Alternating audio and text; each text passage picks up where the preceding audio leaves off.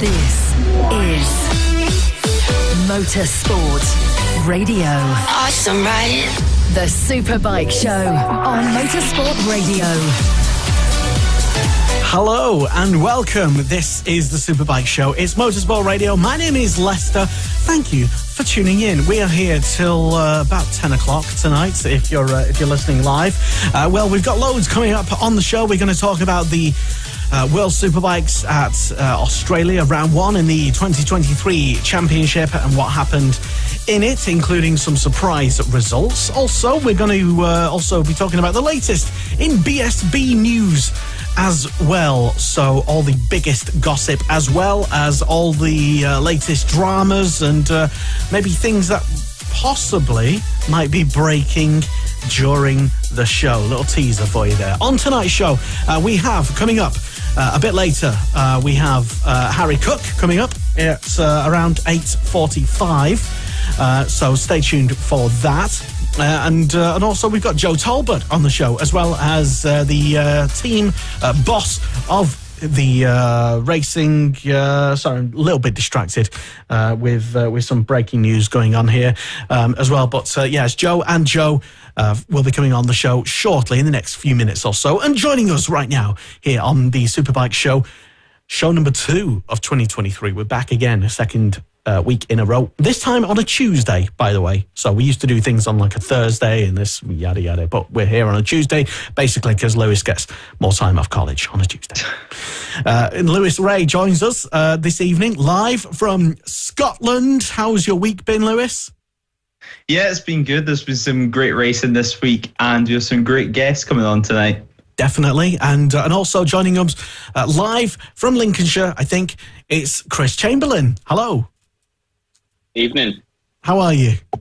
Yeah, good, thank you. Yeah, good. It's good to get show number 2 underway. Yes, so we've all got, I've got my grape juice for this evening, his favoured drink for this evening. Lewis has got what? Water, and Chris has got exciting wine. Apple juice. I swear it's apple juice. He says later. We'll be getting on to the interviews shortly. But yeah, over the last week, some big breaking news. Just want to also let you know, because it is big news for Motorsport Radio and not related necessarily to BSB or bikes or anything like that. But on the Friday last week, Motorsport Radio was very proud to announce that all season long, we announced that we'll have live radio coverage of IndyCar right here on Motorsport Radio. I know it's nothing to do with like motorcycle racing, but IndyCar. But basically, we were just very delighted to announce the fact that many more world-class big brands are aligning with joining up to Motorsport Radio, where you can as well get in touch for more details. Hello at motorsport.radio. Right, promotions out of the way. Lewis, what's been happening in the last week? What's the big news? Yes, there's been a lot of news in the past week. World Superbikes have had their first round of the season, with Alvaro Bautista taking 3 out of 3 wins in Phillip Island. Scottish rider John McPhee finished his first ever World Supersport race on the podium, with Mackenzie finishing in 5th as well. And Mackenzie's team didn't manage to give him a race engine or race electronics in the first weekend, meaning that he was 20 kilometres down the straight line and still managed to get 5th place. World Superbikes will also return to Imola after 3 years away from the Italian track, and it looks to be some great racing returning there. BMW F900R Cup have announced a £75,000 prize fund, including a brand new BMW M1000 RR Superbike, which they can use in the Superstock class to be able to move through the ranks. PR Racing has rebranded to L1 Racing and British Superbikes, and Lovell and Kent have unveiled their new livery this week, with Danny and Kieran Kent to ride them. It's a bright livery. It's quite definitely pink. One. Yeah, it's quite pink, and I don't think it's for everyone, but I like it myself. I quite like it as well. Stand out. Quite a nice livery, yeah. It'll stand out on track. And Ben Luxton has announced a privateer campaign this year in the Superstock 1000 class on a Honda CBR 1000 RR Fireblade SP. On the British Talent Cup and the Junior Superstock class, the Jones brothers have came back together for this season. And yeah, it looks to be a great year of racing. And still, at this late point in the pre-season, there's still a lot of news coming out from both teams and riders. Definitely, yeah. There was yesterday, I think, that Jones Brothers announcement. The Jones Brothers Racing announced that they were basically back for 2023. Ocean Joe, I can't even, apologies, because I can barely even pronounce their names. I think it's Ocean Jones and his brother. Ocean Jones, yeah, and his brother there. But what really confused me is in the picture, if you look it's on the BSB website right now, BritishSuperbike.com, check it out, on the article. Dan Jones is stood with them in the middle, and I didn't even think he was related to any of the Jones brothers. So I don't know what's going on. I don't know. We have to investigate that one. Maybe he is, but he might just be a rider coach / announcer advisor. So if anyone knows, if even Dan's tuned in listening. So apologies for not knowing. I just presumed that you weren't. But anyway, it was just one little thing that confused me, and it doesn't take much, to be fair. But yeah, as you mentioned as well, Lewis, that former Stock 600 champion Ben Luxton from Stockport, I think, or Marple, has announced that he will contest the Pirelli National Superstock Championship on board he's bought a bike and he's entering it on his without a team. I think just the Super Ben Luxton team.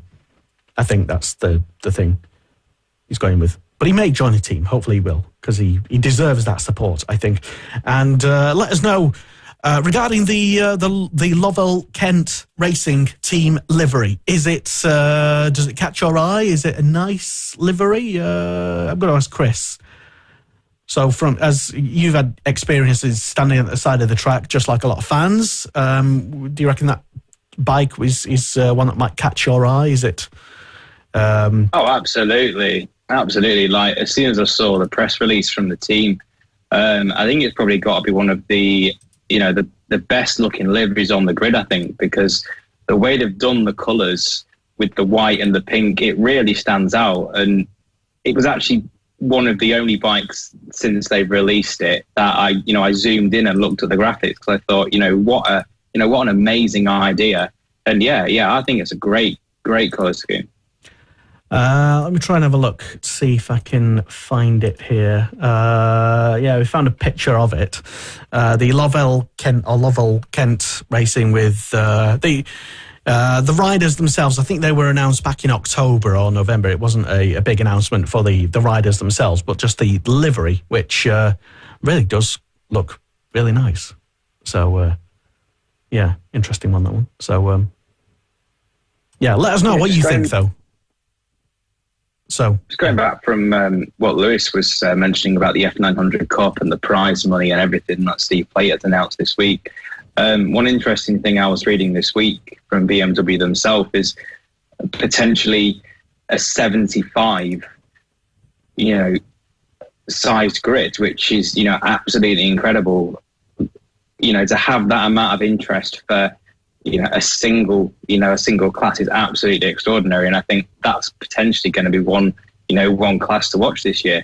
I'm not quite sure, like we were discussing last week with Steve, how it's going to work. And well, he said there'd be like a knockout type thing where I forgot exactly what did he say, Lewis? You probably remember better than me. Yeah, it was announced at the same time, I believe, with the prize fund, that it's basically going to be 2 qualifying sessions, and then it's going to be separated into almost heat races, which they're going to have 2 heat races. And if I remember right off the top of my head, it's around the top 16 from each heat race makes it into the final race, the main race, while then the rest of the grid gets put into a last chance race, which the top 4 from the last chance race will then get put into the main race. It's It's a little bit confusing, but that's how it's going to work to my understanding. Basically, 2 groups, which the top 16 will merge into one from each group, and then they'll have a big grid for the final race. I do understand it. I've seen, obviously, races, but just as a straightforward type traditional kind of race, it appears to not be that. But certainly, yeah, for 75 grand for your first season, that'll definitely catch people's attention for sure. And so talking about then, moving on to Australia and World Superbikes, which happened at the weekend. Couple of big headlines, as you mentioned, Lewis. First of all, Taz Mackenzie had a bit of a surprising good result, really, in the end. But there was a few problems potentially with his bike. But yeah, he ended up with a 5th place in the end, which was very good. Yes, it was really good. There was a crash in race 1, bringing out the red flag, which then meant the riders had to return to the pit lane for about 10-15 minutes. And then after red flag subsided, there was rainfall, and it rained really, really hard, actually, which then meant the race completely changed up. And when the race got underway, the likes of John McPhee and Tara Mackenzie just managed to sweep through the field, and Mackenzie picked up a 5th place, which is, it's incredible, to be honest. I mean, going into the weekend, it was announced that the team had a somewhat illegal engine, because the engine was practically stock and the electronics were practically stock on the motorcycle, which meant the team was about 20 kilometres down in a straight line, and they had to ask Dorna, the FIM, and the teams on the World Supersport grid if they were allowed to race. And of course, everyone practically said yes, because nobody thought they would be competing for 5th place positions. But go on then. Yeah, they did, and it's very, very impressive. In race 2, Mackenzie then went back down the order to around where we thought we would see him, near the back of the grid. But of course, he did have that standard engine, and he did have a massive straight line deficit. So yeah, I mean, you still have to be able to get the results no matter what the conditions are. So good to him. Exactly, yeah. So he said it himself, I think, on his social media channel, that an unexpected result, a welcome one. And so let's see if he can maybe do the same again at, where is it, this weekend? Indonesia. Lombok? Mandalika. There. Anyway, I won't be watching that live. So, no, not for me. I'll catch up on the highlights or something, potentially. And also, John McPhee. Yes, Scotsman on the podium in the rain. Who would have thought? But yeah, it's great. John McPhee, first weekend on a 600, and he goes and puts it on the podium. So it's impressive once again, and he looked comfortable in the wet, to be honest. He's looked good all weekend. Even in qualifying, he looked quite strong, and qualifying was mixed conditions once again. So it was certainly qualifying isn't what you want in your first weekend on a 600, but once again, he put it on the podium, and it was a great result for him. And I think himself and the team were surprised at that. Okay. Certainly. Do you think maybe has he found his sort of his happy place now? It's early days, and sometimes round 1 of, a championship can throw up potentially unusual results. So maybe we shouldn't be reading too much into it until, we get further into the season. But, good first result for him. But I'm sure as a fellow Scot, Lewis, you'd be looking to maybe read a bit too much into that maybe. But I don't know, let's wait and see. Well done. Good to see John McPhee smiling and up at the right end of the podium where he, I think, belongs, really. And friend of Motorsport Radio, follower of Motorsport Radio, Alvaro Bautista. And he does actually follow Motorsport Radio, by the way. Hello. He had a very dominant weekend, Lewis. And you wrote about it on our website, motorsport.radio. Yeah, dominant weekend. It was a great weekend for him, both in the wet and the dry. There was nothing that could stop him, and there was nothing that could stop Ducati, to be honest. I think, apart from Ruben Rinaldi, everyone else was over 10 seconds behind. So, yeah, he really, really showed his pace this weekend. But Bautista's always been quite good at Phillip Island, so I wouldn't read too much into it for the rest of the season. I believe Bautista's now won the most races at Phillip Island after this weekend. So, yeah, I wouldn't read too much into it, but I still think he's going to be a championship contender because Ray had a pretty bad weekend, to put it blunt. And Toprak Razkatioglu got taken out by Alex Lowe's in one of the races. So actually the championship standings is Bautista leading from Andrea Locatelli, Toprak's teammate. There was a little bit of worry from a few fans who endured the Jonathan Rea era of dominance, and basically there were just a little bit. Is it a bit of that, or are we just seeing, like I mentioned, just the first round of potentially a bit of an unusual result, maybe?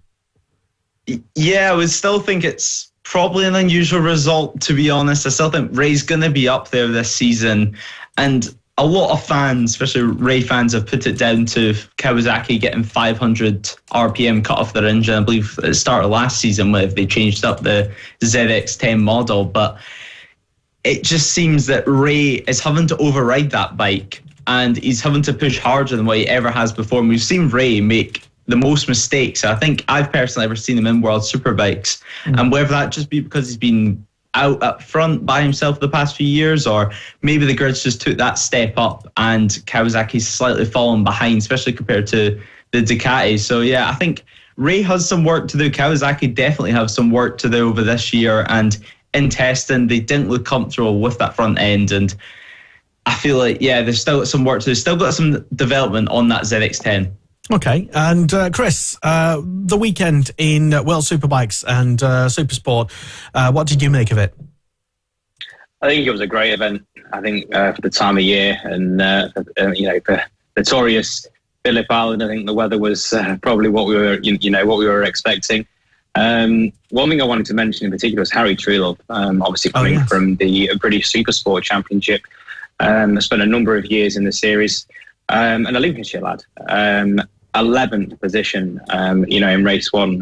What an absolutely fantastic, result for, a very small time on the bike. And unlucky for him in race two, a small slide off on lap one. But I'm really looking forward to seeing what he's capable of and what he could do as the season goes forward. In terms of World Superbike, I think just from that one race, two races, that's probably the closest I've seen World Superbikes in a number of years. And if we can have, like race two, potentially 8 riders going for 4th position, then we could have a real good title fight in our hands. Do you agree with that, Lewis? What do you reckon? Yeah, I think especially 4th place, as Kristian said, that was an incredible battle that lasted all race. But once again, whenever in race 2 with that 4th place battle, it just looked like Jonathan Rea was struggling again with his rear tyre grip. Actually, the Kawasaki just couldn't. It had very bad tyre degradation in the second race. But yeah, the 4th place battle was amazing, and we've seen the riders just going for it and battling all elbows out. It was incredible to see from world-class riders at a world-class venue. Cool. All right. Well, let us know what you think. Get in touch and have your say. Use the hashtag on social media, Motorsport Radio, or you can just drop your comments in the comments box below, wherever you're listening to this. Or if you've downloaded it, hello and welcome.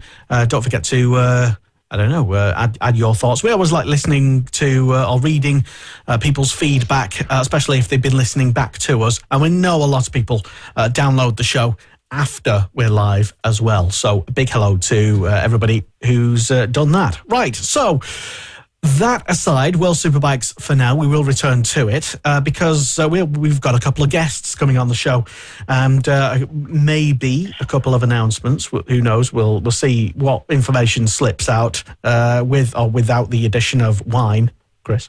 It's apple juice. It's apple juice. Wine will be promise. Anyway, so I guess as you've arranged these guests to come on, Chris, you can introduce them. So from JR Performance, we've got the team principal and owner, Joe Richardson. With 2 riders this year, one yet to be announced, and his current rider from the National Superbike Championship, Joe Talbot. So hello, folks. Hello, guys. Thank you very much for coming on the Superbike Show. We got a full show this evening. Thank you. Hello, Joe and Joe. And good to both have you on the show. I suppose I think we spoke briefly about an hour ago, just before the show, Joe. Richardson, this is going to get confusing, isn't it? But you mentioned that having Joe Talbot is not necessarily a big surprise because he's a well-known partnership with you. You're now making it official, though. Yeah, no, sure, yeah. Obviously, I only got invited on myself about an hour and a half ago. Just messaged me and said, "Oh, do you fancy coming on tonight? Joe's coming on." I'm like, okay, yeah, no problem. We can do that. Thank you, anyway, yeah. But yeah, sure. Obviously with little Joe, the best way, probably the way to keep us separate is probably he's little Joe and I'm big Joe. That's probably the easiest way to do it. I wasn't going to say that, but you said that. No, it's fine. Obviously, Joe's been with me now for, sort of going back to 2020, 21, 22, and now we're obviously going into 23. So, yeah, I'm really chuffed, obviously, to have young Joe in the team again for this year. He's come a hell of a long way over the years for only 19 years old as well. He just keeps learning and learning. He did a good job last year on the Kawasaki ZX10. We got the bike where we needed to get it at every circuit we went to, and he went out and performed as well as he could every time that he got on it. So, and we had some solid top finishes as well, which was great. Okay, well, high praise indeed, Joe Talbot, or Little Joe, as we should call you, maybe right now. So, glad to be back again. And what's your pre-season training, or what are your plans at the moment, Little Joe or Joe Talbot? Yes, thanks for having me on, first of all. From a pre-season, what's happened so far, I'd only had 4 days on my new bike. That was in December. So I've just been training hard at home, trying to stay on enduro bikes, dirt bikes, any sort of bike that I really could get my hands on to stay fit. And I'm just off to Spain shortly, I think Friday this week, so I can go and test my Honda with the full team there, which I'm looking forward to. Cool. All right. And, I know Chris and Lewis, I think, has some questions for you, as well as anybody listening live. I'll be checking out the comments on the BSB fans Facebook group and on Motorsport Radio as well. So, Chris, any questions? Yeah, Joe. So, Little Joe. Sorry, I can't just say Joe. Little Joe, you mentioned about, your off-season testing in terms of, trying to get on anything with two wheels. What are you most looking forward to about the Spanish testing, moving forward into the main season? Well, I'm most looking forward to getting my hands back on my big bike, my Honda. Like I said before, I've only rode it 4 days and I really enjoyed the time that I had on it. And I went at a good pace straight away, which I'm happy about. So the time I've not been on the bike, I've just been itching to get back on it. And it'll be good because there's a few faster boys there, which I'll get, who have a lot of experience, which I can learn on, and then see for the pre-season where I can gain the edge and basically up my game before the season has even started. So I'm just looking forward to it because it's going to be a hard, good learning experience, and I feeling confident with the 4 days he had in December. So just buzzing, really. Well, in terms of, a change of bike, new start, new season, it must give you some confidence into the new season, looking at, people like Davey Todd, on similar machinery, at the results that the bike's capable of. Yeah, definitely. I think that was one of the reasons why we changed as well. Just the mental side of it straight away. You got so much confidence in the bike, as it's done it for the last 2 years. So the bike can do it. There's no excuses there. So it's all down to you and your team to get the bike where you need to have it because the bike is capable. So when I them 4 days on it, and I felt how good the bike was and how comfy I was straight away. It just filled me with excitement. Because looking at the grid, in general for both National Superstock and for British Superbikes, Honda seems to be at the moment the manufacturer of choice. Going back into previous seasons, Honda have been here and there with the results. What do you think Honda have done as a manufacturer coming into this season that's made teams choose Honda as a manufacturer? I'm not really sure, but all I can say is how dominant the bike was and how many riders who jumped on the bike and went up them 10 positions that they couldn't do on the bike before. So it just shows you the bike is helping out people a lot, and it's just got the edge on the rest of the manufacturers at the minute. Big Joe, your thoughts on the the Honda and the switch to a different manufacturer? It must be exciting, but a new challenge for the team going into 2023 with a completely clean slate. Yeah, no, sure. Obviously, it's a big thing for me to obviously give up the Kawasaki thing. Obviously, I've been Kawasaki for 4 years now, so it's a massive commitment from myself to obviously, to jump to Honda. But, obviously it seems the bike that everybody wants to ride. So from obviously my point of view, I've got to put a bike out there basically that everybody wants to ride. I think the Honda, it's obviously a proven bike and it's competitive. Honda have never not built a good bike, to be fair. They've always put a good bike out there. The Kawasaki, it's still a strong bike and it's still good. It just lacks a little bit in speed, that's all. It's got its benefits, its ups and downs. The Kawasaki stops well. Probably a little. Joe would probably tell you it probably stops better than the Honda, to be fair, stability-wise. But then the Honda, obviously, it drives off the turn a lot better than what the Kawasaki does. So, we've found a lot of benefits and gains from, ups and downs from both bikes, from doing a test just before Christmas with Joe on the Honda, from doing a test at that circuit early on in the year on the Kawasaki. So, but no, I'm looking forward to it. Like you say, it's a new change, a new challenge. I think it'll be good. I think we'll get out to Spain. We've got 3 days at Andalusia planned, and then we're going to go on to Cartagena for a 3-day test there. So we've got 6 solid days of getting through some stuff, and we'll see where we go with it. Brilliant, thanks, guys. Joe Talbot, if we just look back at last season and compare it to your test with the Honda, have you noticed any main differences with the bike, since we're talking about it being such the bike of choice on the grid this year? Have you noticed much difference? Massive amounts of difference for me. Like Big Joe said, let's start off with the disadvantage I thought with the Honda. There was the on the brakes, it just doesn't feel as good. However, it's so stable, the bike. Like even getting on the gas, there's no proper squirrely moments or hard on the brakes. It's not pitching. It's just nice, calm, collected bike. And the power is just ridiculous compared to the Kawasaki.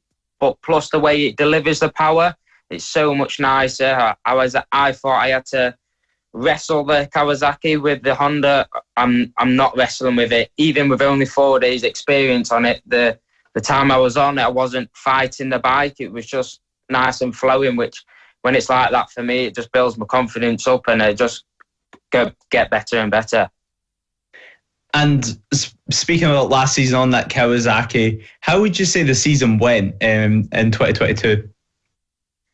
The season went well. It was a good learning experience. However, I would have liked better than what I did, especially at a few races. I think midpoint through the year, I had a bit of a low spot and wasn't having very good results. But then at the start of the year and at the end of the year, picked the pace back up and had some decent results. I had 2 top 10 finishes, which is an okay thing to say about Stock 1000. As we all know, it's such a hard class. But as being a racer and the person I am, I would have liked quite a bit more. However, this year now I've got the package, and I think I'll make the changes that I needed last year, and I'll be up there. And of course, last year you weren't just racing in the British Superbikes, you were also having a go there and then at the No Limits Championship. How has that helped you? How has it helped you getting that added track time last year at No Limits on the same circuits which you race at British Superbikes? Yeah, definitely. It definitely helps when you go to a No Limits track before BSB, because there's a 7-day rule which you can't go to that track before. So if you go to the track 2 weeks before, and you've got that bit of an fair advantage, and normally a few BSB boys come because they get the experience like you're having before the British go to that track. So I just love that championship, to be fair. And unfortunately, I'm not doing it this year. I don't have the budget to do both. However, I don't really need it as much as this year because I've got the experience on the 1000 and how it works. However, last year it was my first time on a 1000cc, and you have to ride the bike a whole lot different to a 600. And even the tracks, you go round tracks different on 1000 than you do on the 600. So what I did last year, winning that 1000 Pirelli National Championship, that was good for me because it gave me the advantage of how to go around that circuit before we went to the British rounds. And winning the No Limits Championship, how difficult was that last season? What is the level like at No Limits to keep you motivated and focused for British Superbikes? It definitely keeps you on the edge. However, it's not nowhere near as fast as British. However, but on the other hand, you can't just toddle around and win. You have to try. It was definitely not a race that I didn't try. And the guys there that are just a lot friendlier, because even though they're giving it their all, it's not like the British. However, like the British is relentless, but the guys at No Limits are awesome, and I can't thank No Limits enough for what they've done and helped me out with tyres and stuff like that. And it's like I say, it's not as fast. However, you can't go there thinking, I can just laugh about as I'm going around and just win. You've got to try, and maybe you'll get a second. I didn't win all the races. I had seconds and thirds, and I'd even had a crash because I was trying. So it's not easy. It's not easy. And you spoke about last season as well, it being your first year on the 1000cc. What would you say has been the biggest learning curve moving up to super stock bike, whether that be with your riding style or setup of the bike? I think it's a big jump from the 600 to 1000. If you've never rode 1000 ever, when you first get on 1000, let's say that first session, you've jumped onto 1000, it's like, Jesus, how am I going to handle this around the track? It's that fast compared to a 600. And it's not a lot heavier either than the 600. So you've got about 10, 12 kilos more, but then another 100 horsepower. So it's really hard, but the more time you put in and the harder you try, you get to grips with how it works. And even when you get behind faster riders, you learn. And it's just, I think, over time, you just adapt and adapt. So that's why in Stock 1000, you've got these, like Billy McConnell, so experienced guys at the front still, because the experience in the class helps so much, and you can't really buy the experience. So it will come with more you practice, you'll get better at it. And moving over now to Big Joe, Joe Richardson. If we look at your normal weekend helping and running the team, how would you say you help, little Joe over the course of a normal weekend? Obviously, me and Joe, we work together, and we obviously set up the bike over a weekend. He goes out on track, he comes back, he does track maps, sits down, talk, and then we talk through corner by corner. What gear is in, all them sort of things. What's the front doing? Where's he braking? All them sort of things. And I just generally sit there and we chat, go through everything, and then basically we then change the bike based on his feedback. Really, obviously with the 1000 machine, we have the Motec data logging system, which gives us a lot of information that we need to know. So if there's areas where Joe's struggling to give feedback, then obviously the data's there to back it up, and it sort of pulls us through, and we can then make a decision based on the data rather than Joe's feedback, if that's the case. It's not always like that. He is quite good with his feedback. He sort of is now getting to grips with what's going on and what's feeling where. So that's good. And one final question from me before I hand back over to Kristian. This last season, running, of course, in the Super Stock 1000 Championship and in the 600 Championship, how difficult was it running free bikes last year in two different series? Difficult as far as on a scale of 1 to 10, or because if we go on a scale of 1 to 10, I'd probably get near on to 10. It was a very difficult year last year. It's not the ideal situation. You have to have a lot of the right people around you in the team to be able to function both classes properly. When there's just somebody like myself in the team, it's very difficult, to make them decisions. I have a really, really lot of good helpers around me, who are good lads, changing wheels, fuel, and bits and pieces, even taking gearboxes out and stuff like that. They're capable enough of doing all that. But obviously when it comes to making changes setup-wise, them lads just aren't quite good enough to be in that position. So for me to obviously be at the awning when Joe was in, and then be down pit lane when the 600s were out, a couple of times I got caught out, and it was quite a challenging thing to do. So so it's the right call this year just to run in Stock 1000. Obviously a two-man team in Stock 1000, and see how we get on. So a question to both Big Joe, Little Joe. A question that I ask a lot of riders, and in terms of tyres, in terms of handling of the bike, and what Joe was saying, Little Joe was saying about having the ability to go to no limits events, practice, potentially look at some issues that you've experienced during the VSB rounds.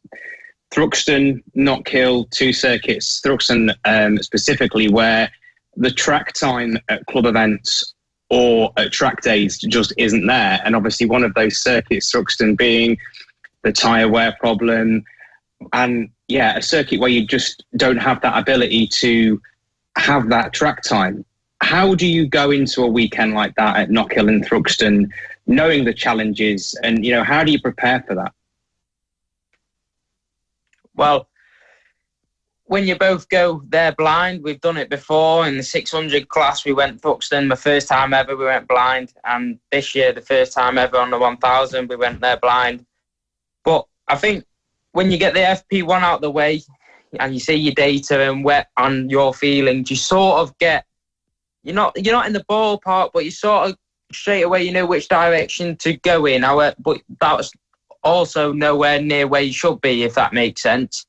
So it's hard, but it always helps if you get going straight away. Then obviously, you're going in the right direction. But when you go there blind, you've just got to get as much time as you can in the sessions. Like, let's say the session 25 minutes, your maximum you want to come in is like once, so you build the experience up on the track and get the data in.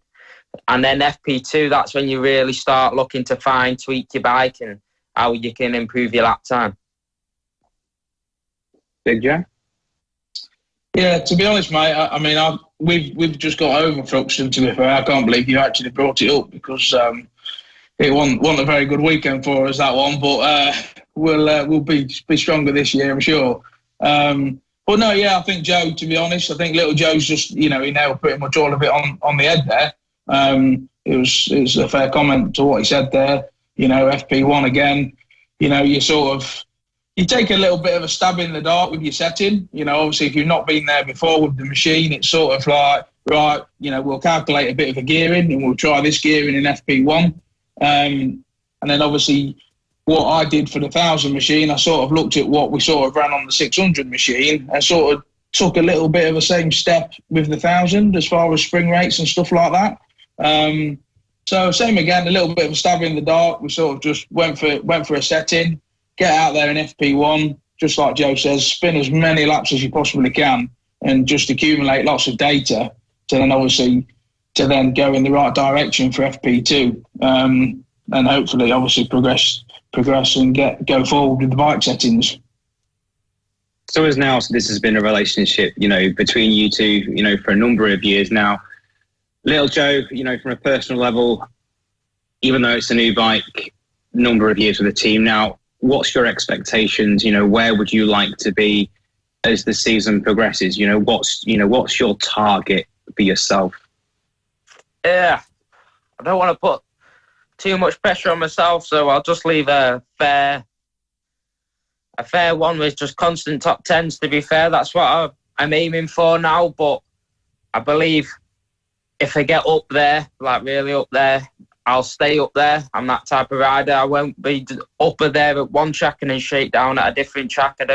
Not really. I'm fairly consistent. So really, I've got to go to this test and see how against these fast boys. And also we'll get to round 1 Silverstone and in the FP1 and FP2 and even the qualifying sessions, we'll see where we're at. So, but my goals are for the year, constant top tens, but we all know if you beat that goal straight away, you're always looking for more. Thank you, guys. I'll hand over to Lester. Fascinating. Just hearing Little Joe, your mindset, and from a team boss's point of view as well, Big Joe. And you touched on it earlier, I think, mentioning that the sort of behind the scenes talent, as it were, the people on the spanners and doing all the integral team stuff. That I've never been part of a team. I don't know what goes on, but some top team stuff, spanners and people make the brews and whatnot. And I hear, Big Joe, that you may have made an addition to your team this year. Can you tell us more? Yeah, to be fair, I think Chris could probably tell you a little bit more, to be honest. I've known Chris a few years now, and obviously he absolutely harassed me last year. Can I have a job, Joe? Joe, can I have a job? Can I have a job? And I'm like, that's for God's sake, Chris. Leave it out, will you? Get back on your flags. And,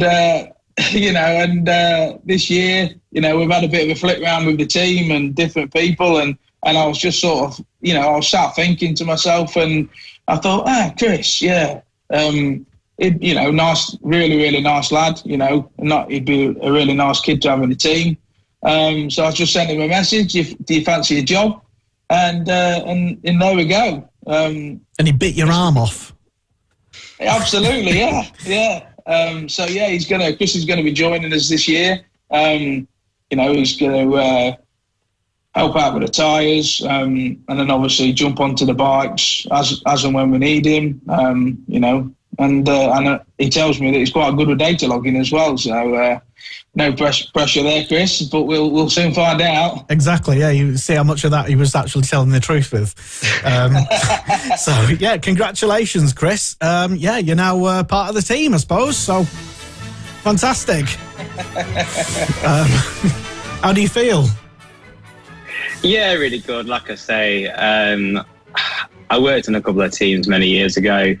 With different family members owning teams, getting hands in with teams. So it's been a lot of years where I've been trackside, either officiating in Orange, and it's just time for a change, really.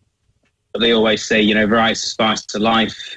I'm just looking forward to essentially getting down and getting my hands dirty, as well as, supporting Joe and Little Joe.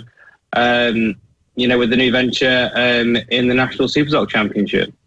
Well, fantastic. And if there's any other announcements in the future, Big Joe, then you're more than welcome to come back on. Or, of course, now you've got an inside man from the show.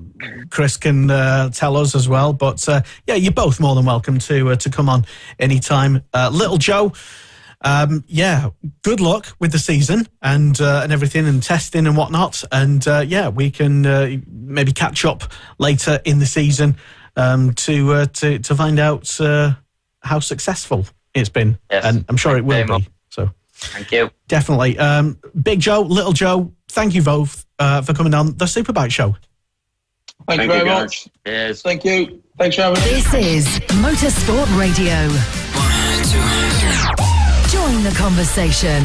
Contact the show on Twitter, on Facebook, and on our website, Motorsport Radio.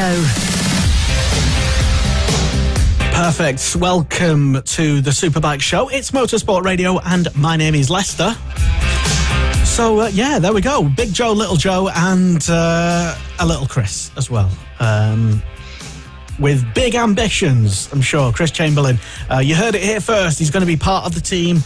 And, does that mean we can blame you if anything goes wrong?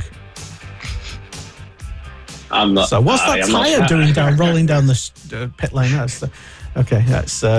But yeah, you've got a bit more added pressure now. But it's nice, I suppose, being on, like you say, the other side of the fence in terms of, well, you've been a marshal and an official and a senior official marshal type person, and now you're actually in the pits doing, literally getting your hands dirty. So we'll see how long that lasts.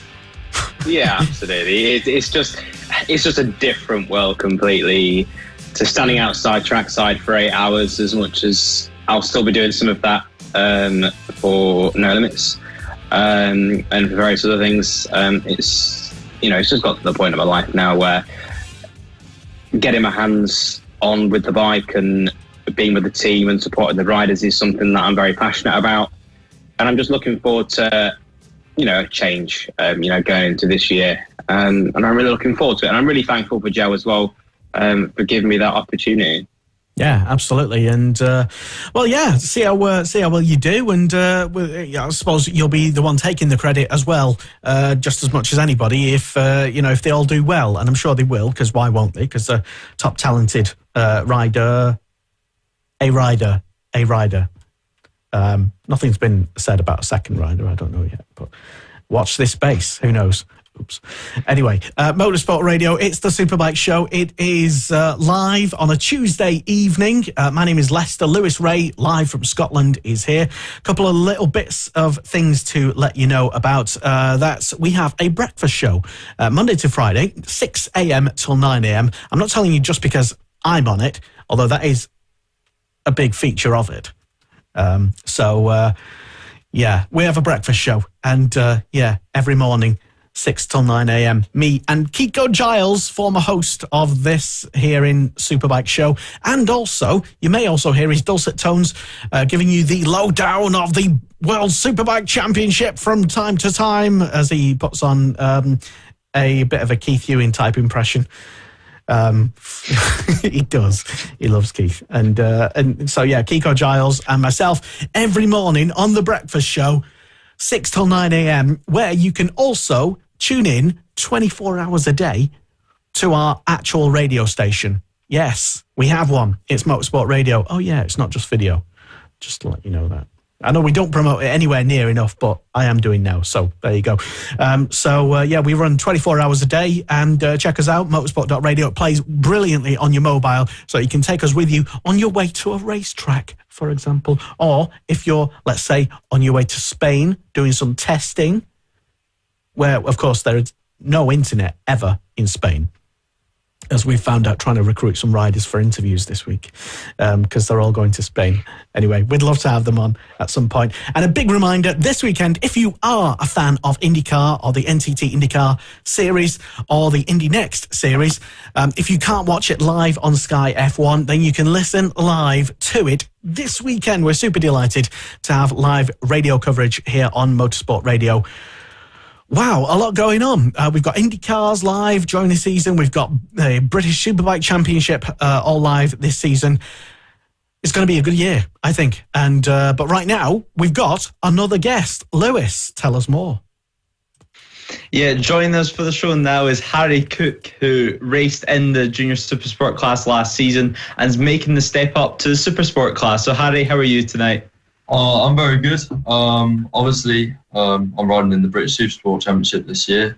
We'll see how things go this year, really. But I'm just looking forward to it this year. Obviously, it's a new year this year, because obviously last year was all the Junior Supersport for the past 2 years. but obviously jumping onto the bigger bike, just need to do a lot more testing for the start of this year, and see how it goes, and see where I am for the start of the season. Thank you very much anyway for taking an hour or so out of your evening to come on the show and sorting your Wi-Fi out. And I know you've been meticulous in your preparation, something that not everybody does do, by the way. So I've just whinged at my dad about turning the heating on because it's freezing in my bedroom, and I've got ice in my water. I'm really cold at the minute. Yeah, well, it's I share your coldness. To be honest, a couple of layers on, but yeah. So thank you anyway for coming on the show. I think it's the first time you've been on, and so just before we get into like the serious sort of questions from Lewis and Chris and stuff, what have you been up to over the winter? What have you actually been doing? So I've been trying to focus more on just a bit more training. Obviously, like last year I was training, but not as like high intensity training. So like I did like 5K runs, and I didn't do much gym work. But over this winter, I suddenly like trying to start to realise that it's a bigger bike, and there's obviously better riders. I've had like Tomby Famous, for instance, and some other good riders in the championship. So I thought, right, I need to start upping my game a bit now. So I thought I'll start doing like 10K runs on a Monday, Wednesday, and a Friday, and then in between, so on a Tuesday, Thursday, and on a Saturday, I'll do some gym work, and then on a Sunday is a rest day. So that's kind of what I've been doing. I've been also like staying on a strict diet. Yeah, me too. The average chicken and broccoli and all that kind of stuff. Yeah, no, the only reason I mention it, because yes, you were, I think, probably less so the past few months. Not that I've been following you on social media closely or anything, but you did, over the past couple of years, post some updates about your training and your progress and stuff, and it was mostly all good news about new sponsors coming on board, who we can talk about later. Generally, and lots of posts from like you on your bike indoors and stuff like that, doing all these 10K, 5K. I don't like talking about it, to be honest. It gives me a stitch. But anyway, yeah, more of the same. I suppose fans of yours, they like all the updates, all the social media stuff. So I just thought I'd ask what you've been up to, really. Anyway, so right, Chris and Lewis have questions for you. Chris. Harry, thanks for coming on. Obviously, a new chapter for you after a number of years in the in the Junior Supersport Championship. A total change for you. I know you're really excited to get started, and not just a change from machinery, but to an Augusta. So just tell us a little bit more about that. At the end of, I'll say about midway through the year, I was thinking about moving up into a different championship after the 22 season. And there was multiple offers, and we were looking around, and we thought, MV is a good bike. It's obviously we talk about sponsors and stuff, and obviously they came into a big part of financial, the financial window of the what costs we need to buy for the bike or whatever. The MV was affordable, and we also looked to the performance in the World Supersport, and they were an upcoming bike, and they did like an update package for the MV. I haven't read much about what the regulations are for it, but they're updating for the bike to progress forward, because it's like a new generation part, instead of because obviously you've got the R6 Kawasaki's and whatnot, but then you've got the MVs now coming in and all that. So I thought, we'll try it. We'll go on the MV, and that's the whole point really. We had to look at it. to try it, and then obviously see where I come later in the future. Just like how I did on the Yamaha. I went on the Yamaha and won the first race at Silverstone, and everyone was like, "Wow, like, how has that kid done that?" Obviously, I'm not saying that I'm going to win the race straight away, but kind of thing. But like in the future, and I'm then MV Augusta on the top, it'd be nice to like see that. So yeah, it's interesting because, like you just mentioned, Augusta in the World Supersport Championship, and in terms of Augusta in the British Championship, we've only really seen that for a very short period of time in the British Superbike Championship, the British class itself, not in the British Supersport Championship. So it's going to be really exciting, as you say, a brand new bike, new parts, to see how that bike competes against, the Ducatis, the Yamahas, etc. So, you must be excited for a new venture. Have you got any sort of goals, and or are you just going to sort of take it as it comes, get used to the bike? So we're kind of planning to just obviously set a goal, obviously not too high, but also learn. Obviously, I haven't actually been on the bike yet. Actually, I went to go test, and it was cold at Mannery, but we're due to test on the 5th of March at Snetterton. I think it's one of the no limits track day things, but we're going around there just to try it out and see how I get on.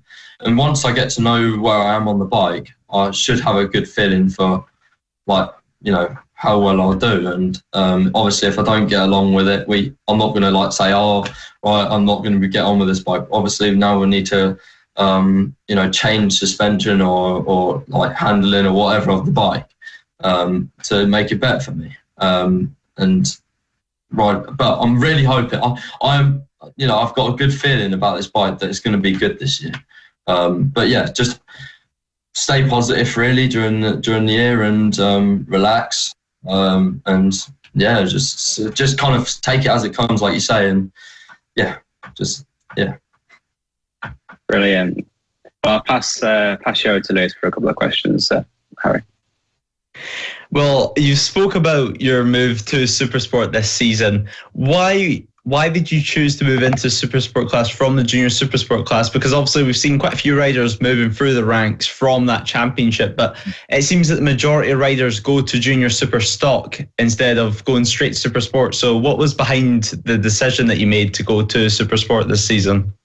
So we were looking at the Junior Super Stock Championship, just to, we were going to run the Yamaha, but we looked at the MV and we thought it's affordable with the MV, and if we go to Supersport, you're getting a kind of like a better deal kind of thing. And I just kind of wanted to see where I am in the Supersport, because obviously I don't want to take too long coming through the champion, like BSB or what, stock Supersport. So I thought, we'll go to Supersport, and I just think it's possible to kind of go up there and see where I am. I mean, I think James McManus went up with me as well into Supersport. So it's not.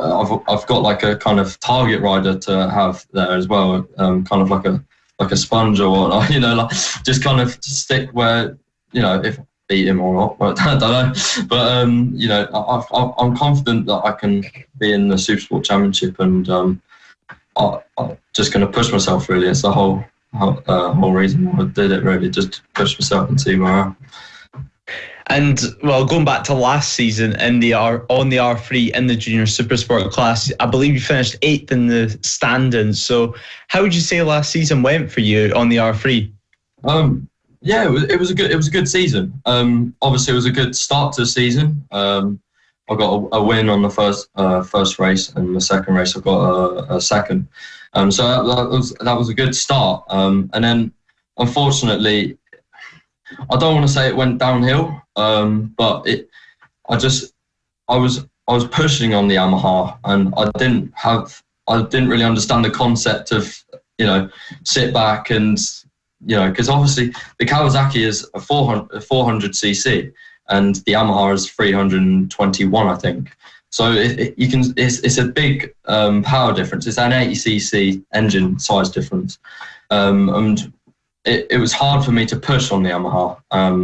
And I found that I've always tuck in the front all the time because I'm just always trying to outbrake myself and get into the corners, and then I'd obviously lose the front all the time. But the second round where I got the double DNF was where one of the riders crashed in front of me, and I was leading the championship at this point, and then I kind of went off the side of the track, and I was like, oh no, why is everyone's going past me? So I got back in the bubble and I was just focused. I think within like 3 laps, I was like, I think I was in P2. Yeah, P2. Within about 5 to 3 laps, where I was in the podium positions already, and I was like, oh wow, it's all right. And I just kept pushing, and I suddenly felt like the slips on the tyres, and I was like, oh, I'll be fine. On the rear tyre, it was kind of slipping, but I thought, I can control it. And then I went into one of the corners, I think it was Coppice, and I just tucked front, and I was like, oh, no. And anyways, I didn't really think much of it at that time, because I think I was still leading it. I think I was 19 points in front after the win, so I must have dropped just a little bit, but I wasn't so much behind. I think I was second in championship, actually, after that. And then I went for the second race, and it was quite a tricky one where I was on the outside, and me and this rider kind of were side by side like this into turn one, and I kind of leant on him a bit, and I just touched front. So it was an all right start to the season, but that double DNF kind of thought like, oh, maybe I should start thinking about what I should be doing, thinking about tyres and relaxing a bit more. I should have, I shouldn't have really, on that first race that I mentioned in Donington Park, where I crashed about tyres, I should have kind of just relaxed and stayed in like 10th, because I still would have been leading the championship. So it's just things I've learned from last year, and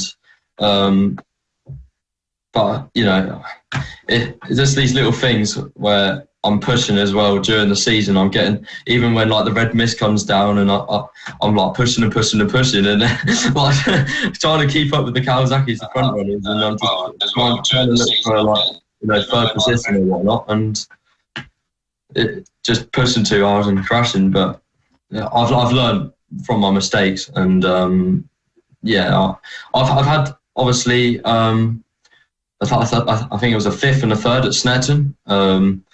And yeah, that was a good round for me, Snetterton, because it's obviously my home round, and a 5th and a 3rd was really good for me. And I think it was Brands, I was up for a 3rd, but once again, I just go into the corner and I've outbraked myself, and I've gone over the curve and crashed. So it was, one of those where it was just like, but I just kind of brushed it on my shoulders. I've really fought during the winter season, just be more humble this year and more calm, and try and not always like go for like a massive goal constantly straight away. Kind of set like these micro goals and chip away at it. And it's just all part of learning and maturing. Because I'm 16 years old.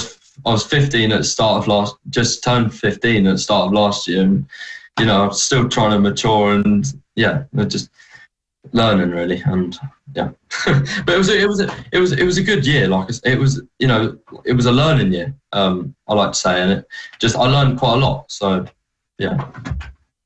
And well, you spoke about there a very, very hectic season, quite a few crashes. You learnt a lot in it, a lot of close racing. So taking us almost into the mindset and the eyes of a rider in the junior supersport class, which looking from the outside looks like one of the most hectic classes I think I've ever seen in racing. So what is it like actually in that class racing against 30 other guys and girls, which are all going for the same goal on practically equal bikes? Yeah, so it's obviously quite close racing in that championship. I found that quite a lot in 2021, because I originally I came in British Talent Cup in 2020, and it wasn't so like close, like we were kind of safe. Well, I'm not saying junior supersport isn't safe kind of thing, but I went into 2021 and like people were like this near me. I'm like, oh my God, I'm like a centimetre between me and you. And I found out because we're slower power bikes, and we're constantly trying to look for slipstream all the time. So the whole aim of the game really in that class is to find slipstream and get the fastest lap in qualifying or whatnot, and even in the races, just trying to slingshot people constantly, even through corners. And it's quite close racing, but I wouldn't say it's unsafe, because it's a good class for people to from coming from like club and then coming up. It's a good class for that, because then you're in British Superbike Championship. But it's close racing, and I kind of found that out when I came into it. So yeah. And you mentioned there, you coming into the British Talent Cup before you moved into the Junior Supersport class. Was there any learning curves that you had to do, changing from almost Grand Prix machinery to a road converted race bike? So yeah, it was when I was doing the British Talent Cup. I joined a race team, like JDF Racing, and I thought, like, you know what, it's going to be a good year, learning year, whatnot. It was the first year, and we went out. We didn't really know what we were doing. We had, I think it was like 36 brake horsepower or something like that, and it's quite low for a British Talent Cup bike. And we didn't know how to like get it faster and stuff like that, and we were struggling, and our team didn't really know what was doing with the bike as well. But John Davies, who was my manager, he was really good. He taught me through the track and whatnot, but we just didn't know the knowledge of the Honda and the 7250. So we didn't know what we were doing, kind of thing. But I just took it as learning, going around. I think we were probably sitting around in the top 20s.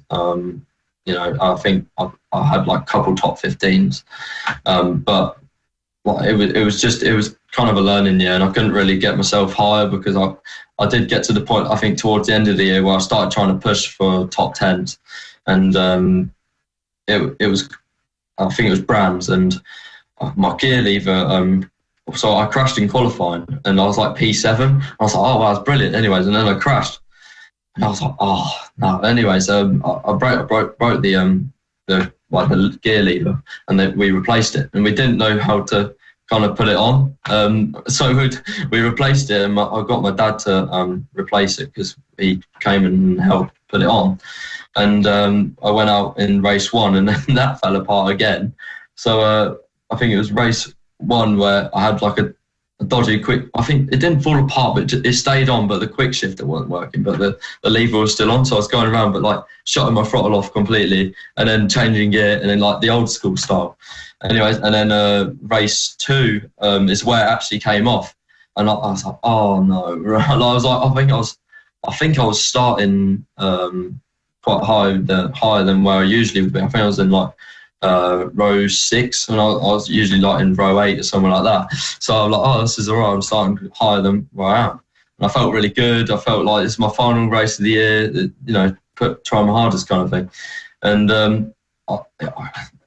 it broke on me, and I came into pit lane, and I was crying my eyes out. I was so like sad, and I thought like, oh, I could have had that kind of thing. And I was coming through pit lane, parked the bike up, and I just kind of sat on my own watching the race, and I was crying watching the race. I was like, oh, it should have been that kind of thing. But I was sitting there, and then Yamaha, one of the Yamaha, I think it was the CEO of Yamaha Racing UK.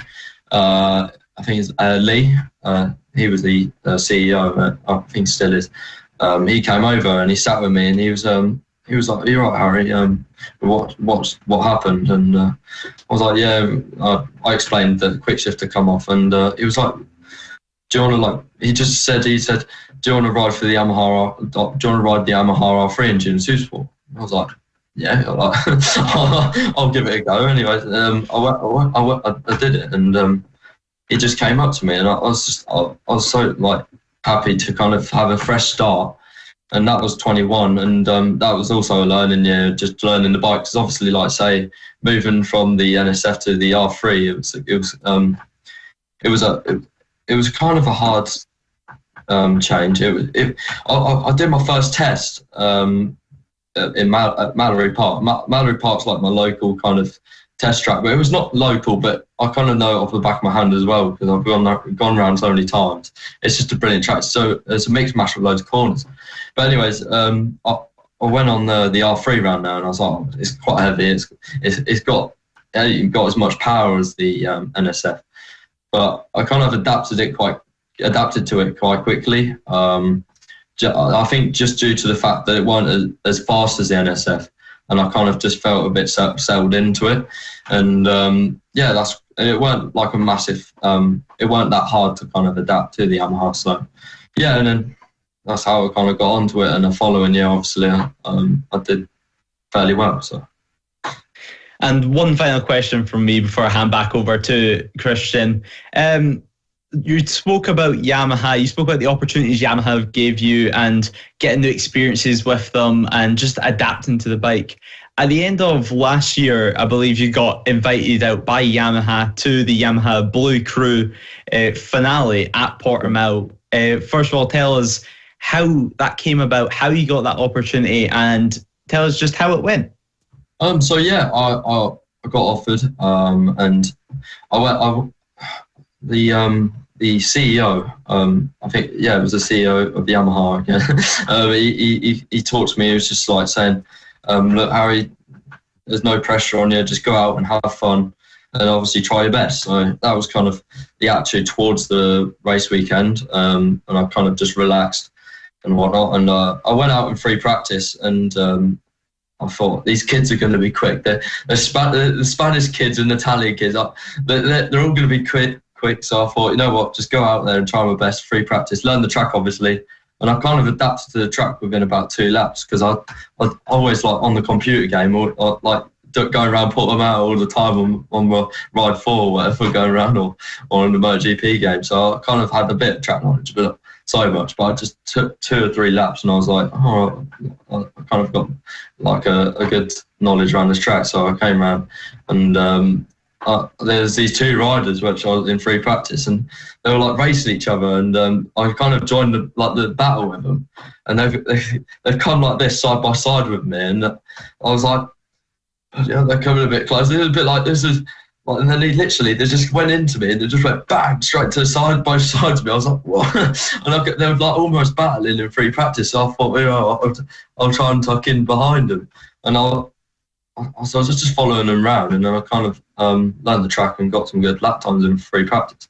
So I felt quite solid in there. And when I came back, they kind of sat me down, and they went through like all track data and all that with me, and they said like, look, this is where you're going faster, and this is where you're going slower. And I think my final sector was faster than the top guy. So I was like, oh, fair enough. Like they're like saying, here you're like 2 miles per hour slower. Here you're like 3 miles per hour slower. And then I think it was set to 3. You're like, okay, you're 2 miles per hour quicker than the top, so you're fine. We don't need to work on you on that. But yeah, it was a good weekend. Qualifying, I went into qualifying, and I was sitting in hospitality before qualifying, and my mum gave me my mum. I kind of thought, you know what, I'll take like I took like an espresso shot before I went out, just like a bit of energy, because I was feeling knackered after all the heat out there. I thought, you know what, I'll take an espresso shot, and I was like, I'm feeling really wide awake, and I went out, and I felt really buzzing. I went out, and I think I was going for pole at one point, because my mum was in doing the pit board and that, and we had one of the teams from Kawasaki. I think it was one of the Kawasaki teams for World Supersport 600. One of the mechanics came in and came to my mum and said, Harry, your son's like doing quite well. He's going 2 purple sectors, and he said like I think it was, yeah. So he came round, and I was going for like pole. He was like, Harry, he's going for pole. So I was like, my mum was like, sorry, I'm trying to get this out. my mum came up. Mum was like, "Wow, like really?" And I think I crashed at one of the long lap penalty corners, and I crashed and I was gutted. So it was a shame. And then I think I did get some laps in qualifying. I started in like 19th, I think, on the grid, so it wasn't like that great. But I kind of set a goal and I just pushed forward through the grid. And I think I got up to about P13 on one, like first 2 laps. So I was like, yeah, it's good. And then I went wide around one of the corners and I made a mistake, and quite a few riders went up the inside of me, and I was behind one of the French riders, and I was stuck in the 18th position, and I was like trying to get past her, and then I think there was a Spanish lad, and I overtook the Spanish lad and the French. I think it was a girl actually, and I ended up in 16th. So I think it was a point away from European Championship points. Is how I kind of take it, like look at it, and yeah, it was good, and that happened for both races actually. I got 17th and 16th in both races. So yeah. Well, it's good to hear. Harry, final question then from Chris. Go on. So Harry, obviously it's going to be daunting. It's going to be nerve-wracking coming onto a more powerful bike, a completely new series, a new everything for you. But surely it's got to be good with the first World Superbike round, the World Supersport round coming before you're testing on a bike you've never ridden before, with, you know, the results and the feedback that's come from both, you know, Thule and Sofawoglu saying that there's been an increase in the power, but a decrease in the RPM, which has made the bike easier to ride.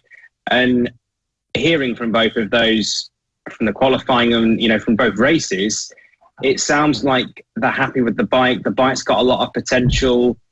Surely that's got to give you some confidence, even though it's nerve-wracking going into a totally new venture. It's got to give you some confidence going forward, Harry. Yeah. Obviously, there's good feedback about the bike, and that's why I'm kind of feeling positive about it. Just because the World Supersport team is giving us feedback about the bike and all the data and all that, and how it's going. I think they gave us some times off RF test, what they did. So it was good results, and looking at that, I think like with all the data they're sending us, I'm quite confident looking at that.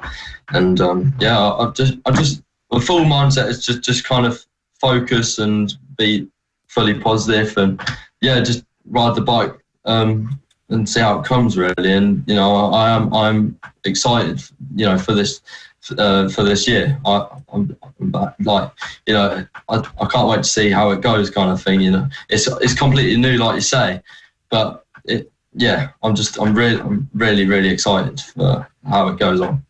Well, it'll be brilliant. Well, thanks, Harry. Yeah, fantastic to have you on the show, and it'll be great to see, in fact, how well you do up against all those crazy other riders out on track. And one thing, as I mentioned earlier, I think at the start, is that we often like to keep in touch with riders, even though we don't do regular interviews necessarily because you're busy doing life and stuff and whatnot. So that's why you do all the social media updates, and you're one of the riders who always seems to be very well supported, not only with fans as well, but with sponsors and backers as well. And you've again this year in 2023, Harry, got a good team of sponsors and backers behind you, supporting you. Yeah.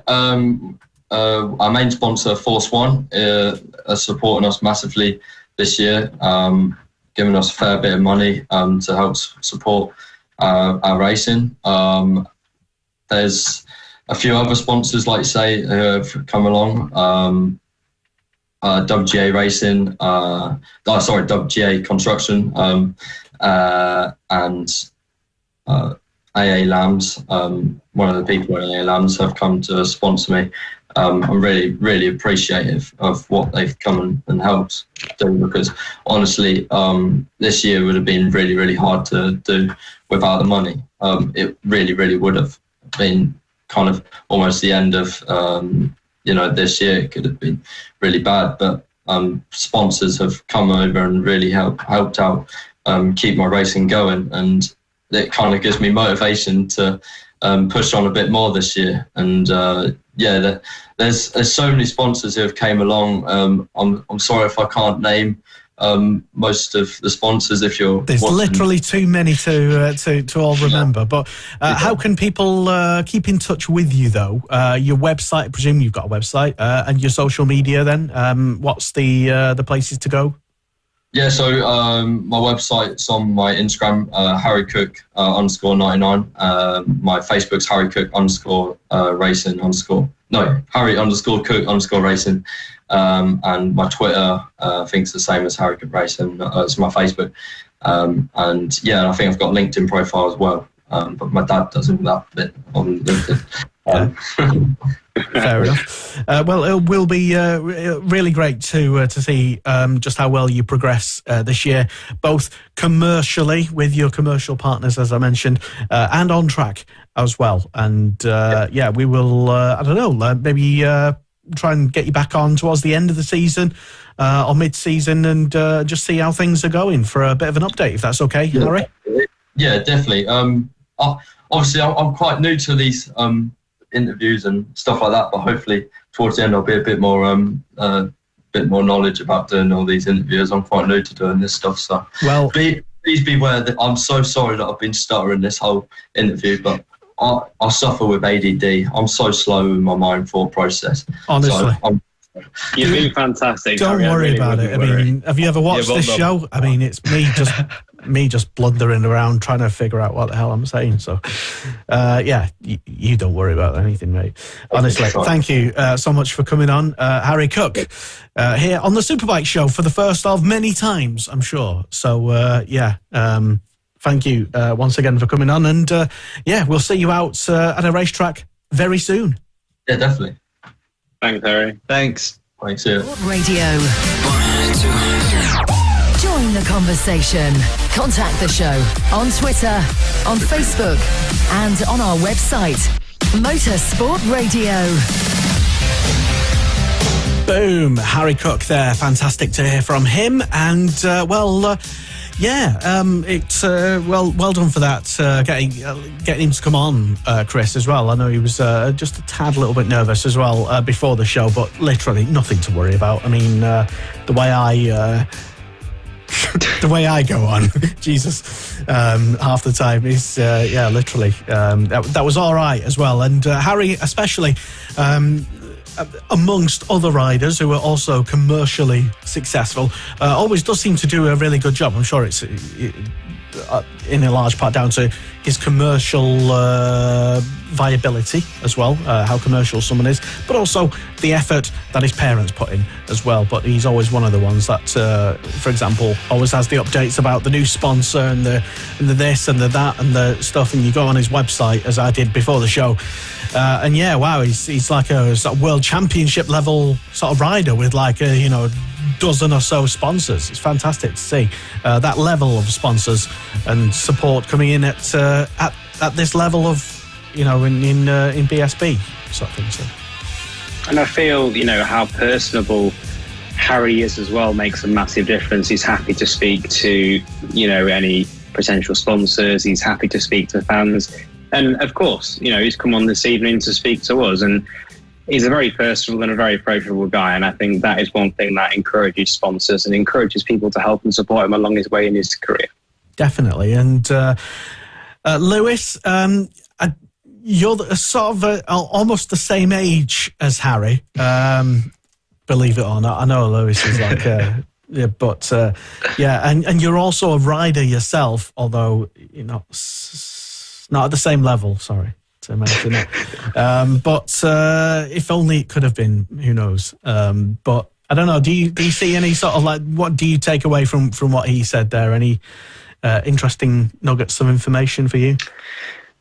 Yeah, I mean, I'll never be on the level as Harry and all the boys at Racing Junior Supersport. Never say never. I'm going to get you on a mini moto at Fab at some point. But show off my true talent. But yeah, I think it's shown throughout that whole interview just how much he loves racing, how passionate he is about racing. Just a smile on his face, and whenever he's explaining for a race weekend, you could just see that he was thinking back on it and just thinking back on it with a smile on his face. But as you mentioned there with the website, it's almost what you need to do now at this level that we're at in 2023. You need to have this social media presence and really just push your racing and try to get new potential sponsors out there, which is why I think Harry is so successful when it comes to getting new sponsors and getting big sponsors. Is, as you mentioned, his website just looks professional, and it's exactly what you need now, and it's exactly what you need to get your name out there and get these opportunities, such as the Yamaha Blue Crew Cup, which he explained and which he did great at.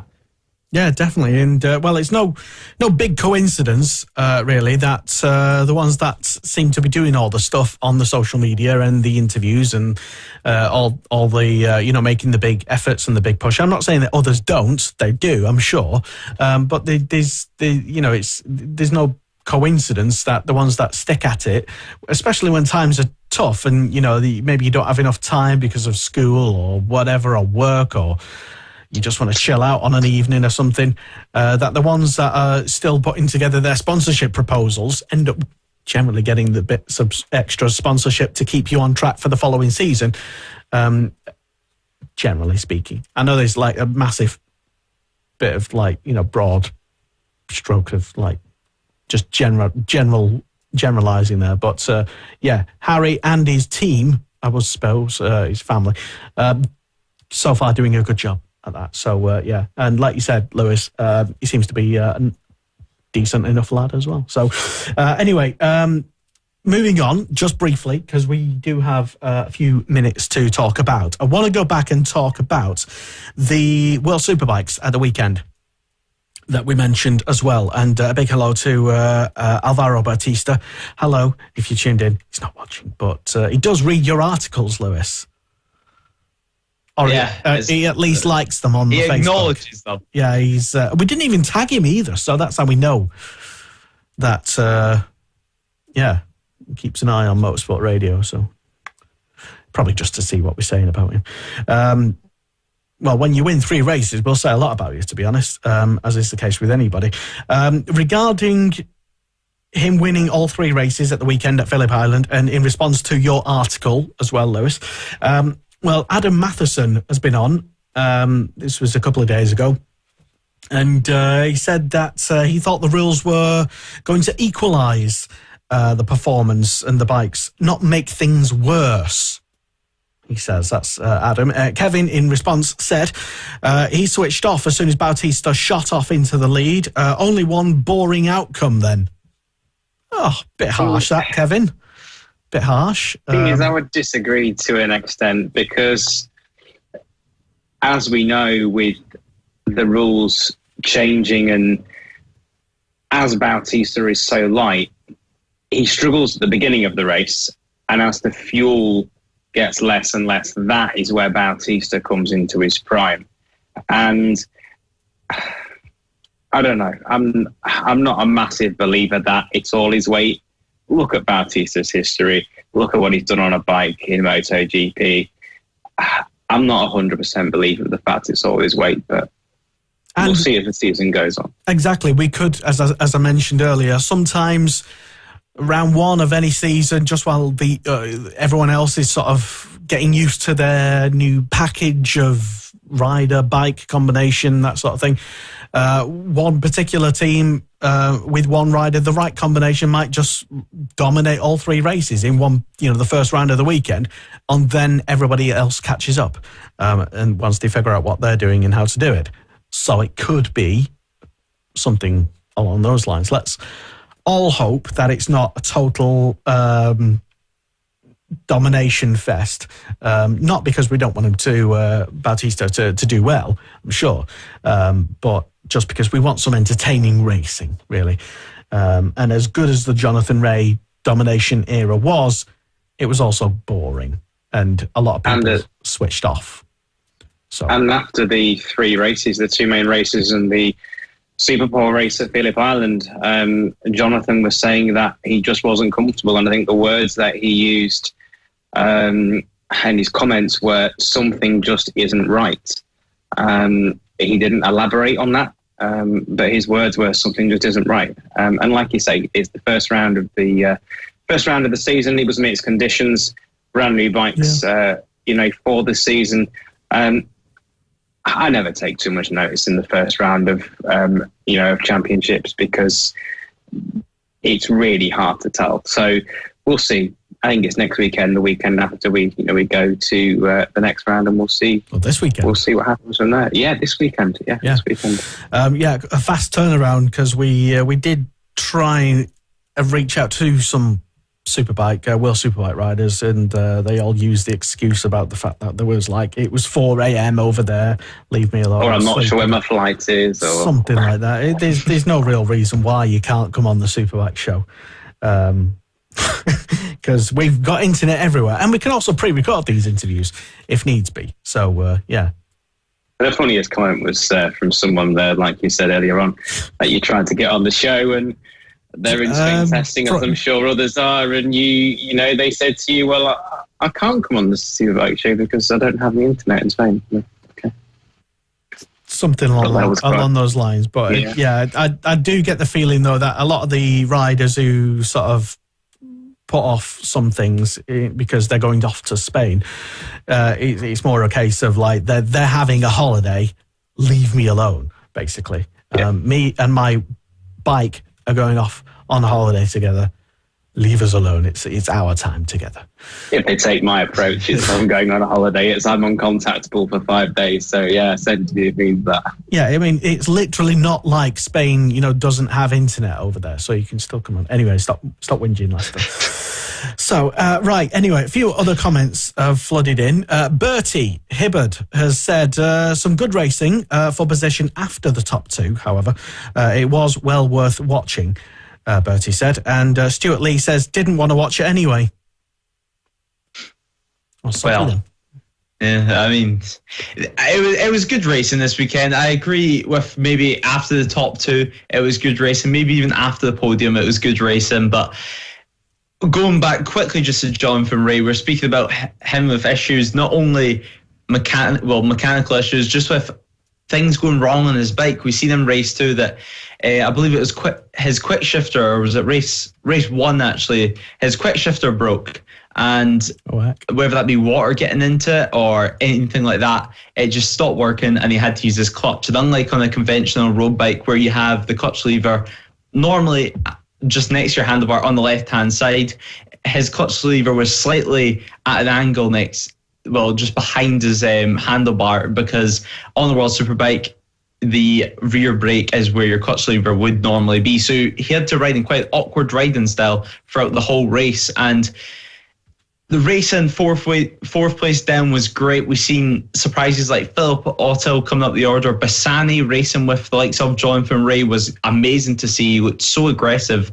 on the Motocorsa racing Ducati. And one person who we failed to mention yet actually is Dominic Agatar, who qualified third place, and that was in the dry. And then race one came along. He really struggled in the wet conditions. And then slight controversy came along whenever he got taken out by his teammate Remy Gardner at the newly named Miller corner. So that ruined, I'm sure the team wasn't the happiest with them after that race. But yeah, it was some great racing. BMW is still struggling once again. And it looks like, certainly for Scott Reddin, there's no sign of improvement anytime soon for BMW either. Oh, you're writing them off already? I'm not writing them off, but Reddin did say even before the season started that the bike's nowhere near what he thought it was going to be, and also that the BMW Motorrad World Superbike team manager didn't even attend some of the tests. And basically he was saying that he's wondering if they're taking it serious enough.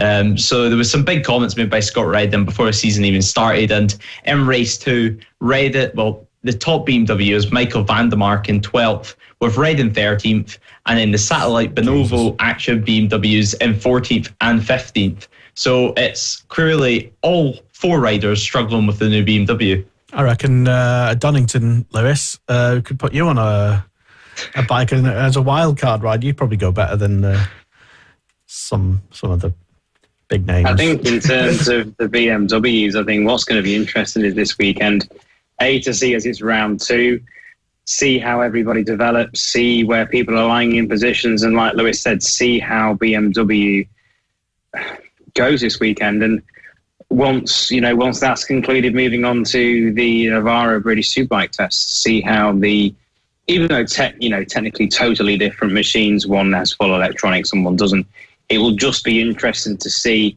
how the BMW fares in the British Series as well. Because if you look at last year, in either of the championships in British Superbikes, all worlds, there was no outstanding BMW rider, and that's unusual. Going back in previous years, BMW has been a top title fighter, and to see them struggling so much, and to hear that some of the team principals didn't even attend the test, that's not good news for round 1. Well, let's not draw too many conclusions into the fact that they didn't do great and nobody's got any high hopes for them. Because you never know. It could all, like you say, change. But Angie Wood has been on live on the show. Good evening, Angie. Thanks for tuning in. And she's mentioned, I think, regarding Bautista, this comment is regarding, she said, they weren't saying this when Ray was off in the distance winning. I think regarding some of the criticism, But I remember when Ray was off in the distance winning, Angie, and everybody was a bit bored from time. Yes, we obviously like to watch the most successful British rider ever winning was good, but I remember a lot of people switching off, and a lot of people tuned off from World Superbikes because it wasn't competitive, really, I suppose. So, yeah, I think there was, I don't know. But let's just hope that we get a bit more competition up at the front this round. Hello to Ben Robinson as well, and to Kim Hollings and Robert, who's all tuned in listening live. Good evening, folks.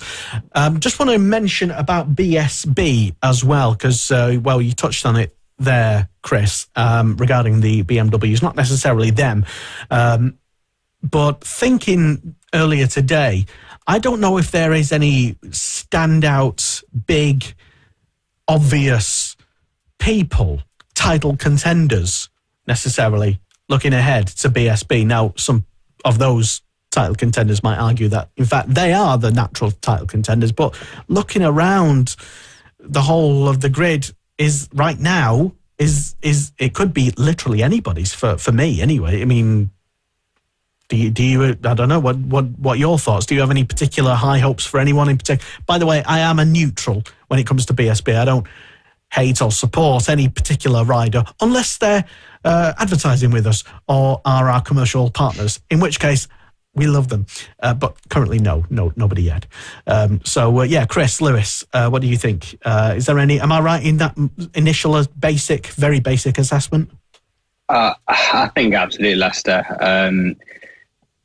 A lot, there's a couple of riders that have left the championship to go on to World Supersport, for example. Reading in the previous year going up to World Superbikes, and a lot of riders from, for example, British Supersport and other classes coming up to the championship. And I think as those big names move on and newer, younger blood comes in, I feel the championship is only going to continue to get closer and closer. I'm really looking forward to it because personally, from a personal perspective, I couldn't pick one person for the championship. And I think even last year, as well as Bradley Ray did at the beginning, look how many winners we had from different teams across the year. Josh Brooks, I think there was 11. I think there was a lot. A few, yeah. Yeah, I'm just going to say a lot, so I don't make it. But yeah, I just think Josh Brooks, for example, moving across to FHO, I hold high hopes for Josh. I think most people are going to say Jason O'Halloran has got to be a favourite, but I think there's some dark horses in there, which could... Like who? Storm Stacey, you say? Yeah, it could be. Ryan Vickers? Yeah, maybe not. I'm not sure, really. I don't think I could choose one. I've just thought of a question. And I'll ask Lewis, I suppose. It's maybe not fair to you, since you're now working in the paddock, Chris, of course. You know, you're a big figure now, of course. Infamous. And will OMG be as strong this year as they were last year? Are they going to continue that form, or has something changed? To have your title sponsor run away and leave you during your title-winning year, that's got to be a blow. Yes, it has got to be a blow, but it was a bit more than just run away. It was a very, very confusing time for, I think, everyone involved in that title sponsor. But yeah, I don't know. I don't think OMG even know themselves right now, because I don't think they've had that much time on the 2023 bike with their 2023 riders. And I've seen quite a lot on social media from OMG on them advertising constantly just to try to get some more sponsors, try to get some partners into the team and get a bit more budget into the year. And I really think the result is going to depend on that. It's going to depend on if they can get the correct budget together and how Ryan Vickers adapts to the bike, because we've seen Ryan Vickers have, I think it's fair to say, a tough couple of seasons, and it's just going to depend on how fast he can regain his confidence and get back to his true potential. But yeah, I think it's really going to depend on that. And talking about dark horses, I think this year in BSB, Max Cook's going to be a dark horse to watch this season, because it really shocked me actually whenever he jumped up from the class, because he spent a year racing in junior super stock, won the championship, went to Supersport early, and well, frankly, did amazing on his wild card, and then just straight away didn't spend a year in Supersport to win that championship. He just straight away made the jump to Superbike. So he's already tested that bike, and they clearly think he's ready. So yeah, I don't actually think he is a dark horse. I think he is a horse. And not a dark horse. You know what I mean? He's basically, he's got the skills and he's got the talent. He's there on merit. And him, and I can see also Charlie Nesbitt as well, pulling off a few upsets. Them both together, both fab racing graduates as well, by the way.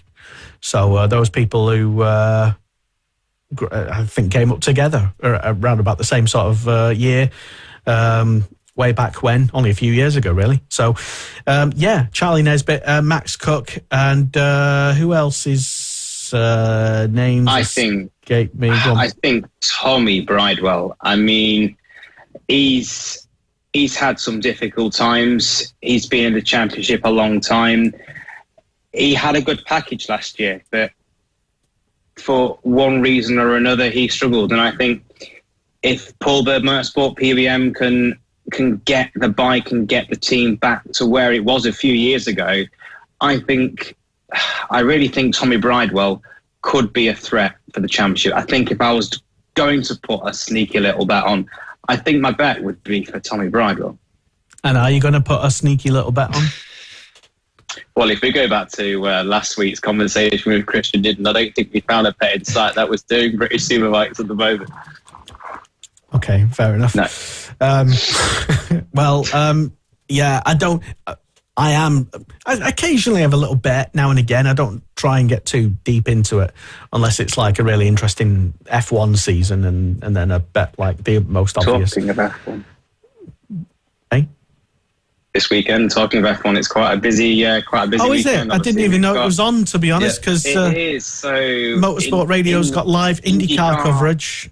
Live coverage of IndyCar this weekend, World Superbikes, and then the first round of Formula One at Bahrain.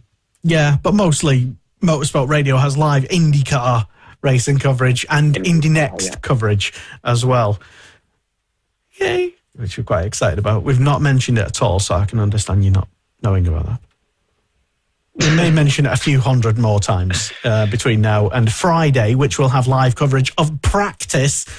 And we had to get special permission to even air practice, because we're the only broadcasters other than IndyCar themselves in the world to actually care about even streaming practice, apparently. So everyone just, we just, well, to us, that's like a normal thing. If you're going to show something, if you're going to,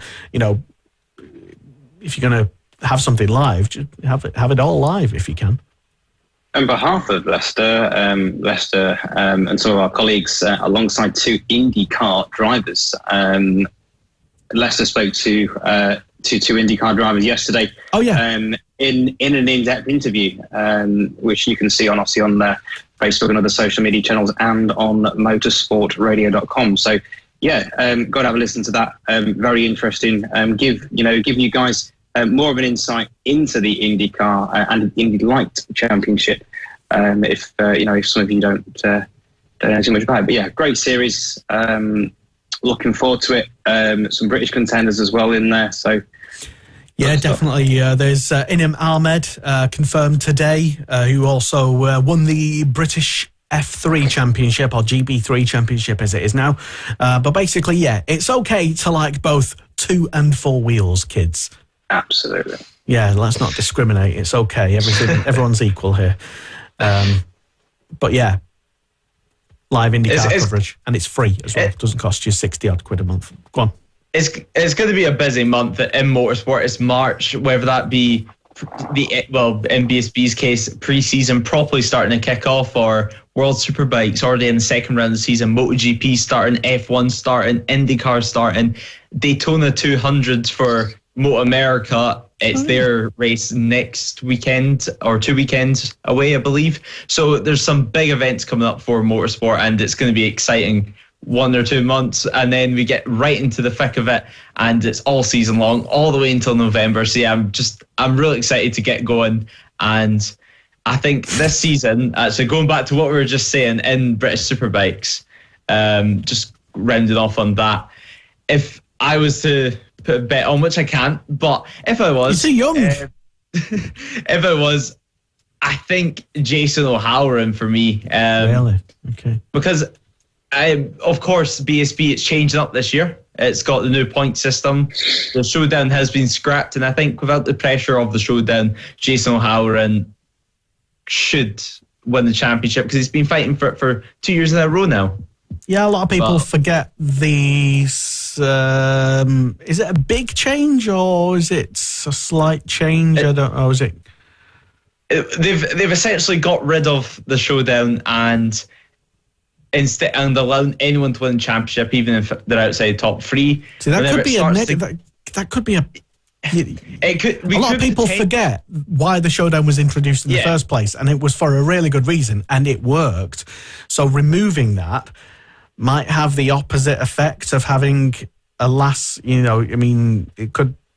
If you're expecting a last, because we're used to it now in BSB to have these last, race big showdown at Brands Hatch, might not happen. Title might be wrapped up in like Thruxton or something. Yeah, I think. Go on, Lewis. I think last year, certainly without the showdown, I think it would have got wrapped up before the final round with Bradley Ray.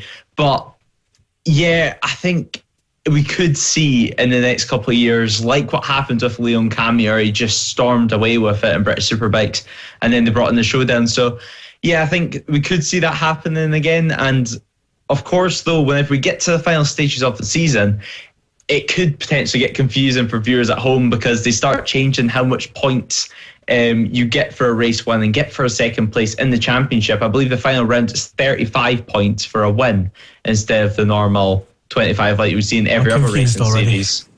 Yeah, exactly. The points will change multiple times over the course of the season, so it could get confusing, and we could see, like you said, someone running away with the championship.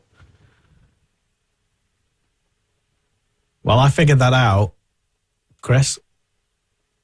On the canvas of that, once Stuart Higgs, the series director, had announced the change in the format to the points, and essentially, getting rid of the showdown, it was quite interesting on the graphs and the calculations that were done, that if last year, Bradley Ray's winning season, if the showdown wasn't in place at that point, the point difference, if there was no showdown, would have been minimal.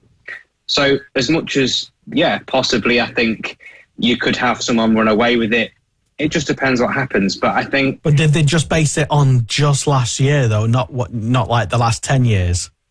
I'm unsure. I think the calculations were based on how the standings would look if we were outside of the showdown. Yeah, because I did a similar thing, which I probably will bring back this year, towards the end of last year. It was just me basically messing about. And it was doing a championship as though like the showdown, I think I did one for Formula One and MotoGP and Formula One together, and it was like almost like a showdown, but instead of everyone getting like reset, it was moving into a World Cup style knockout system, and everybody got randomly paired with each other in basically a head-to-head knockout competition, and basically whoever scored higher in qualifying the race and some other thing went through into the next thing, and it was just a slightly interesting thing to see who would actually win the championship based on if it was a knockout competition. So we might do the same thing. It's interesting because there's one thing I've always wanted to see is a touring car style race where, you know, the balls and the numbers are drawn out of the hat and it's a reverse grid. I completely understand from an official's perspective the issues that can cause and potentially why they haven't implemented that on two wheels. It would be interesting to see because I suppose on two wheels... Yet, they haven't implemented it yet. Yet. I just feel potentially in some classes the ability and the gap in which you've got from the front of the grid to the back of the grid on two wheels could cause too many problems. But it would definitely be interesting to consider going forward. Okay, be an interesting one. I think you might go Stuart Higgs an idea there. I don't know. Whatever works. I mean, the last thing I'm not expecting ballasts on bikes like there is in the Touring Car Championship, but reverse grid I think would be interesting. Well, in some of the championships, I think they've got their own ballast, I think.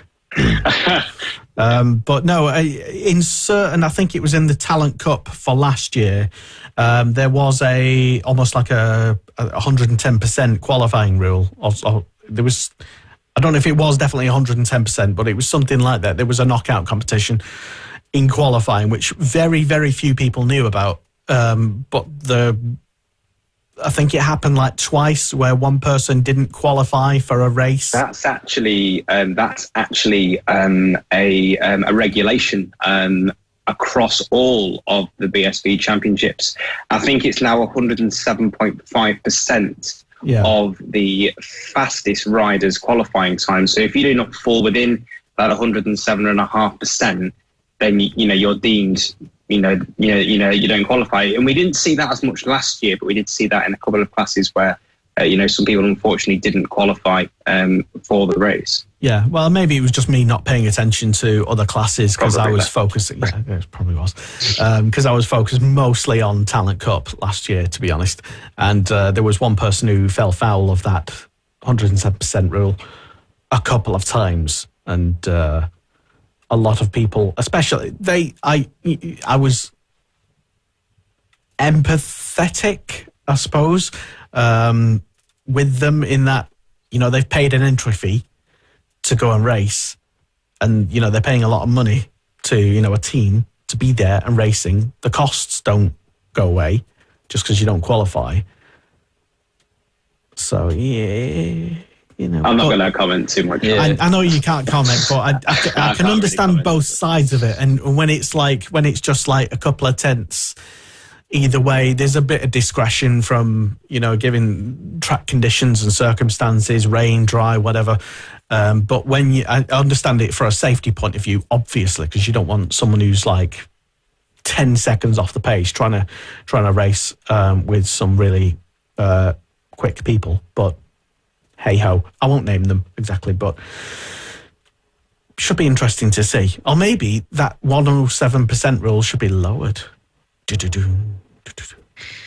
And have like a more of a, a cutthroat showdown. Let's have a showdown in quali.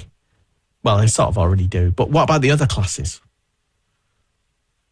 No. Yeah, I certainly think in some bigger classes, like in the junior supersport class, it could actually benefit from that, because we have about 30 bikes going out in a 15-minute session around circuits, which, well, they're quite packed with 30 bikes, so barely anyone can get a clear lap in. So I think if them classes, and in British Talent Cup even, if we just did like a Q1, Q2, it would give the riders a bit more clear track time and maybe stop some of the towing that we see in some of the classes, some people waiting for a tow, and just keep people in smaller groups and to let people have clear track in front of them a bit more in these bigger and usually younger rider classes.